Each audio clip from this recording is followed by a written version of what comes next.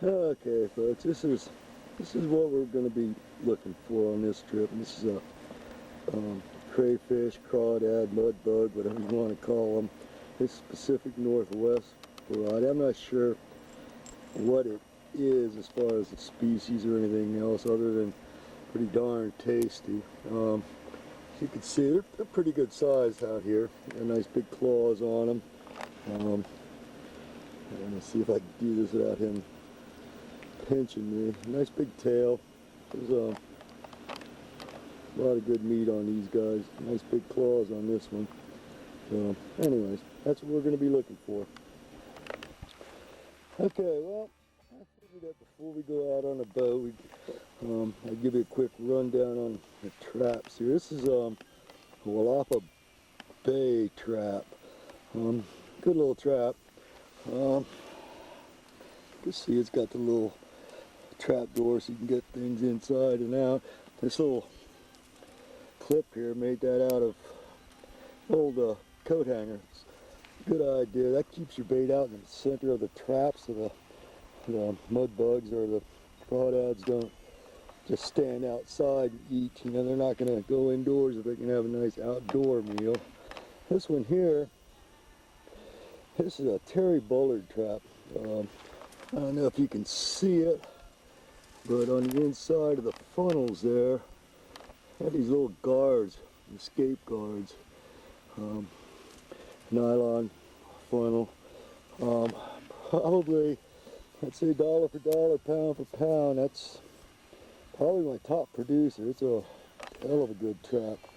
This one, these here, both of these here are made by Protoco. That 4 funnel trap there. These guys have little feed cages in them where you put your bait inside. That serves the purpose of the clip. Keeps your bait in the center of the trap. That's important. Otherwise, they just stand around outside. These two are both Protocos. That there is just kind of your garden variety crawdad trap. You get those at any sporting goods store or hardware store. They're real handy if space is an issue because they just kind of come apart and stack together. So that's real good. There, out of all of them, yeah, that Terry Bullard trap, that guy there, it was 2 weeks ago. I put that thing out in one night. I caught 68 crawdads in that. And that one there produces, well, maybe not quite as many as that, but pretty damn close. It's so there you go. There's Walapa Bay, Terry Bullard, and Protoco traps. And all right, let's all right, we'll head out. We'll go get some beer on ice, and let's head out to the lake and get them soaking. Okay, we're out on one of our local lakes here. It's not a really huge lake, 130 acres, I think is what the books say. One thing I look for when I'm putting pots out is I'll kind of see if there isn't a gravelly shore, rocky shore around.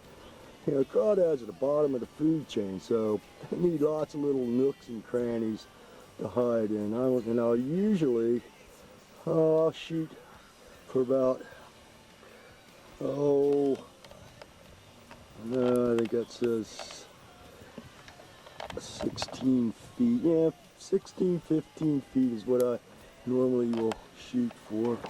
For bait, I've always used fresh fish. I've heard people say, oh, you gotta let your fish taint, and I've heard people say you can use hot dogs or, you know, chicken or whatever. And I just like fresh fish. You know, canned cat food is supposed to be a good one. Just fresh fish. A lot of times I'll just, as I'm fishing, I'll just catch them and catch some fish. And okay, we're looking good right here. Nice gravelly shoreline, like I said, and 15 feet of water. But yeah, anyways, as I'm fishing, I'll just go ahead and give my fish a quick fillet, and just throw the innards right inside the trap. Just use that. That's what I've always found works for me. Okay, here we're on another spot on the lake. Again, it's pretty nice and gravelly over there along the shoreline. Lots of little snags and whatnot for the little buggers to hide in. This is that hook I was trying to explain to you earlier. See how it just lets the bait hang in the center of the trap there. There we go. These floats I got here for people who are as cheap as me, that's just a kid's pool noodle. It comes with a 3/4 inch hole through the center, and I just jammed some PVC pipe up through there and glued some caps on and tied my rope into the center, and it works for me.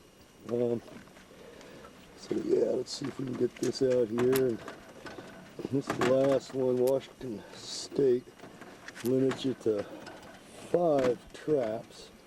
So maybe I'll throw that on this side. And